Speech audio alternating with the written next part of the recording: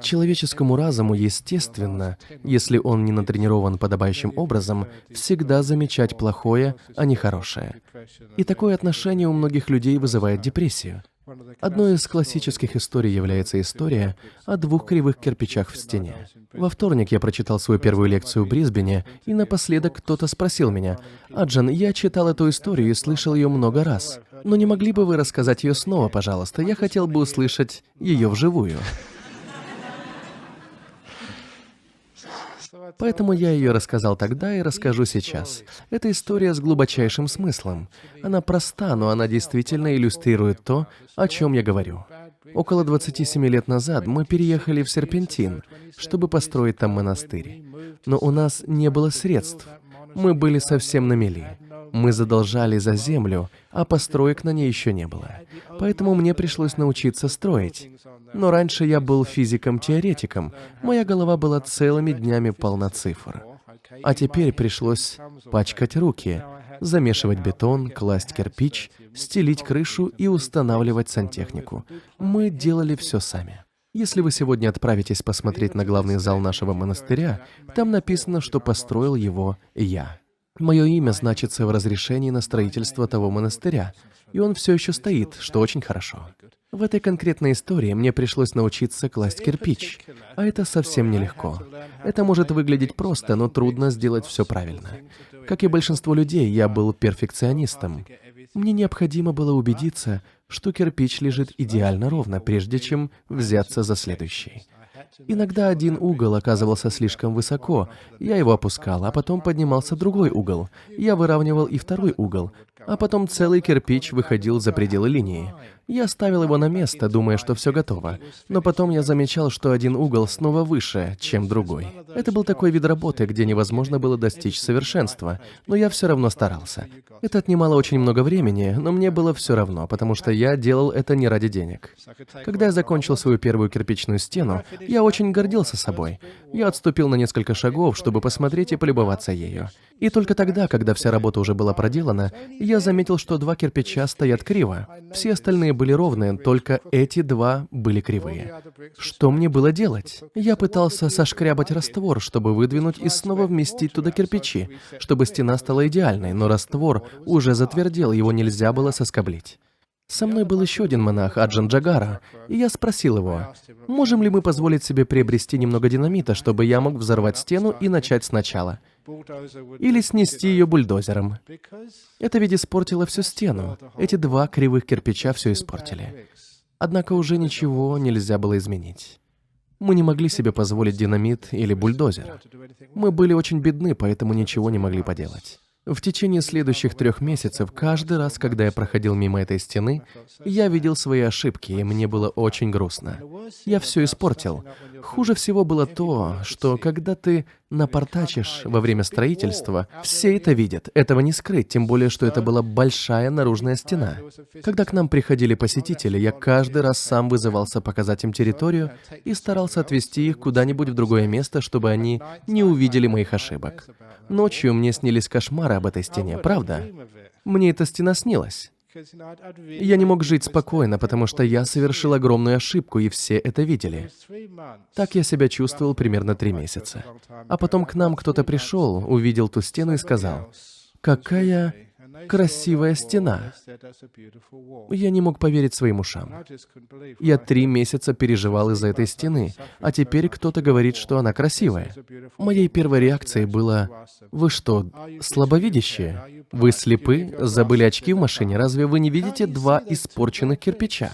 Не видите, какие они кривые?» То, что он мне ответил, очень изменило мой взгляд на жизнь и помогло мне избавиться от своей собственной внутренней депрессии. Он сказал: «Да, я вижу 2 кривых кирпича, но я также вижу 998 ровных кирпичей». Это меня действительно поразило. Я понял, что целых 3 месяца я был слеп. Все, что я видел, были эти 2 неудачных кирпича. И я не могу видеть всех других великолепных, идеально положенных кирпичей. Как только тот господин сказал мне: «А как насчет 998 ровных кирпичей?» Впервые за 3 месяца я увидел кирпичи сверху и снизу, слева и справа, рядом со своими 2 неудачными. И как только я смог увидеть стену полностью, я вынужден был согласиться с господином, что она действительно красивая. И тогда я осознал, что такая у людей психология. Откуда у нас это зацикливание на ошибках? Почему мы видим свои ошибки и вообще не замечаем всего остального, чего мы достигли? Почему мы всегда видим лишь мелкие недостатки в отношениях, в жизни, в проектах, и они настолько овладевают нашим разумом, что мы хотим разрушить всю стену, взорвать ее? Теперь вы понимаете, откуда берется депрессия. В жизни часто случаются ошибки. Происходят трагедии, умирает близкий человек. Вы болеете раком, остаетесь без работы, теряете все деньги на фондовом рынке. Сегодня ты премьер-министр, а завтра уже нет.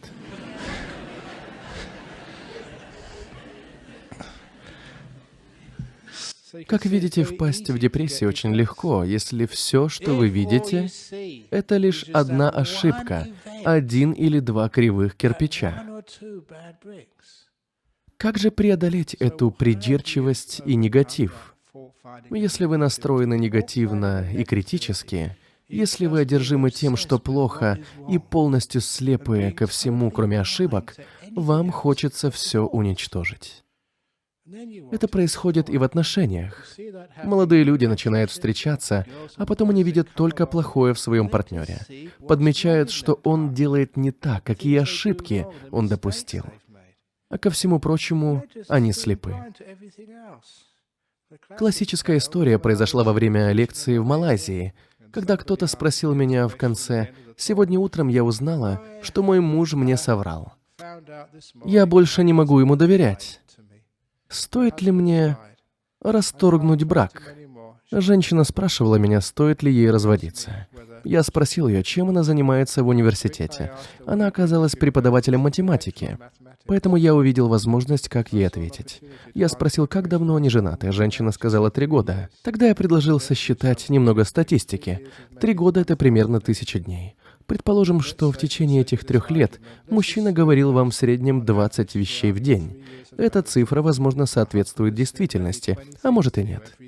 Итак, с тех пор, как вы поженились, он сказал вам 20 000 утверждений, и это впервые, когда он соврал. Согласно теории вероятности, основывающейся на его поведении, в следующий раз, когда он откроет рот, есть шанс 20 000 к 1, что он скажет правду.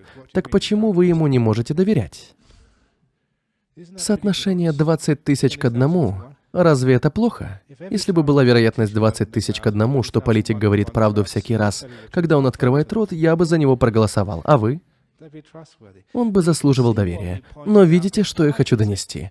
Почему мы уделяем столько внимания одной единственной лжи, а все остальное забываем и игнорируем? В этом наша человеческая глупость. Мы постоянно ищем недостатки и настроены негативно. И, как следствие, потом не имеем сбалансированного взгляда на жизнь. Эта женщина хотела разрушить свой брак.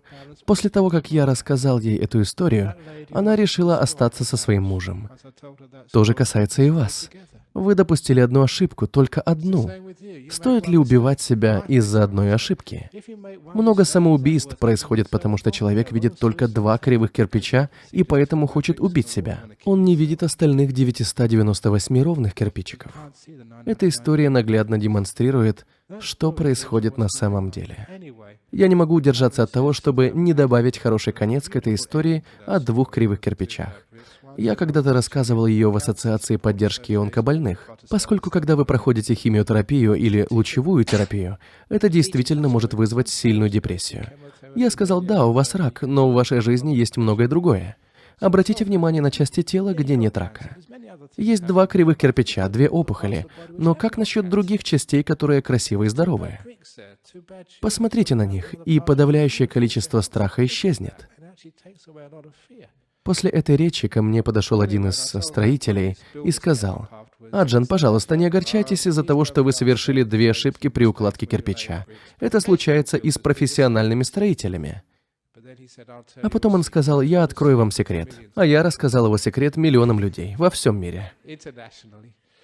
Так что не рассказывайте мне своих секретов, потому что на следующий день они будут на YouTube. Так вот, он сказал, когда мы делаем ошибку в конструкции, мы говорим, что это было намеренно. Мы говорим, что это такая особенность, и берем с клиентов за это дополнительные несколько тысяч долларов. Итак, если в вашем доме есть какая-то странная особенность, это, вероятно, изначально была ошибкой. И я думаю, что это удивительно, потому что это позволяет нам осознать, что какая-то, так сказать, отрицательная черта нашего характера на самом деле является его и вашей особенностью, благодаря которой мы его любим. Будь он безупречен, его было бы невозможно любить. Такая любовь не имела бы подлинного смысла. Если вы воспринимаете его несовершенство как особенность, это придает любви высшую ценность. Это первая история о преодолении депрессии. Мы должны осознать, что видим только два кривых кирпича в стене. Нам нужен кто-то, кто указал бы нам на то, что еще происходит в нашей жизни, в теле и в отношениях.